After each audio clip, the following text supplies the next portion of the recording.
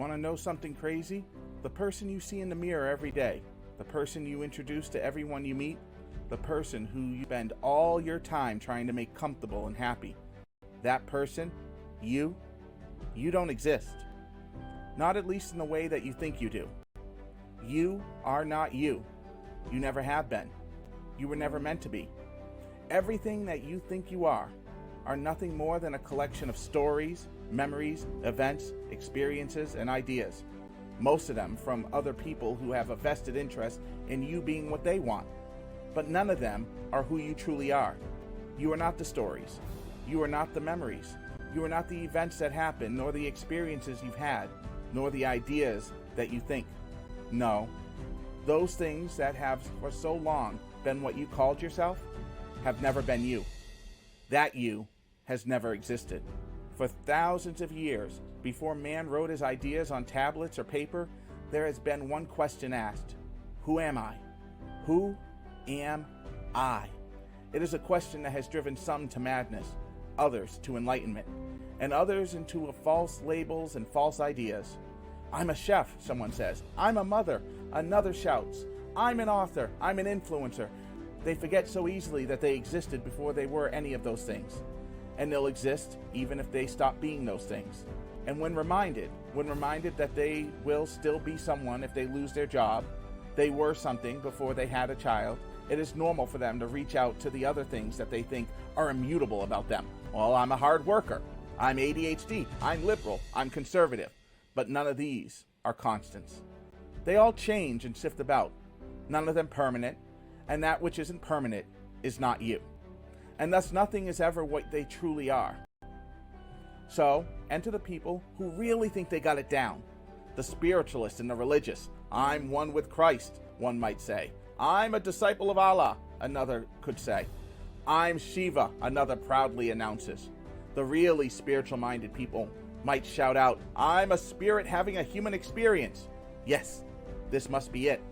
The great gods and divinities, the great spiritual nature of all things, each with their experience and their stories and their entire life of believing it. And yet, they are not that. You are not that. For you can change faiths with the blow of the wind. You can wander away from your spiritual paths. And thus, all beliefs have the potential for transience and change. And thus, you are greater than the box you might put yourself in. So who are you? Who are you really?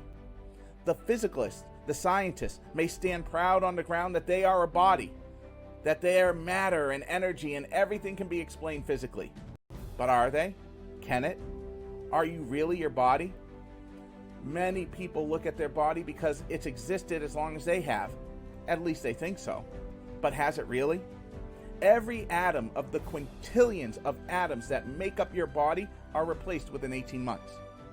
Nearly 60% of your body is made up of bacteria and microorganisms, meaning that less than half of your body is actually your body. You're not even a full owner of your body. So how could you be your body? Well, then the mind then. Yes, that's it, the mind, right? That has to be who you are. All your actions, all your memories, all of those things are made possible with the mind. Or are they? Your brain is a marvelous instrument. But for all history, science and philosophers have tried to figure out what is consciousness, and they've never been able to do it. We've learned a great deal about the brain, all its physical mechanisms, how it works, how it alters the way people experience the world, and yet, with all the scanning, all the electrodes, consciousness still evades us.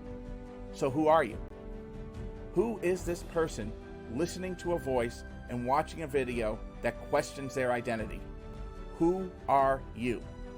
In truth, you are what has always been, and what all else is. You are a wave in the infinite, a manifestation of the universe. You are perfect and complete. It is only in the idea that you are something individual and separate that you feel incomplete. It is only in the absence of the truth of who you are that you need the lie of what you are not. For what you are has gone through many names. God or Allah in the West, Brahman or Tao in the East, the universe or infinity in science. You are what is aware of being aware. Alan Watts, famed philosopher, once talked of a young man who said, "It seems that I know, But what I would like to see is the I that knows me when I know that I know that I know. You are that I. You've always been that I. And you will always be that I. So all the stories, all the pains and struggles, all the suffering and anger, none of that is you. Even if you can't let go of it yet. None of that defines you. None of that makes you. And none of that has to break you. For none of that is you. See your true self. See the infinite life creating the world with every bit of conscious awareness. Be your true self and be free from all the pain and feelings that you are not enough. Live your true self, because that's all that you can ever do. Be the infinite. Be the infinite.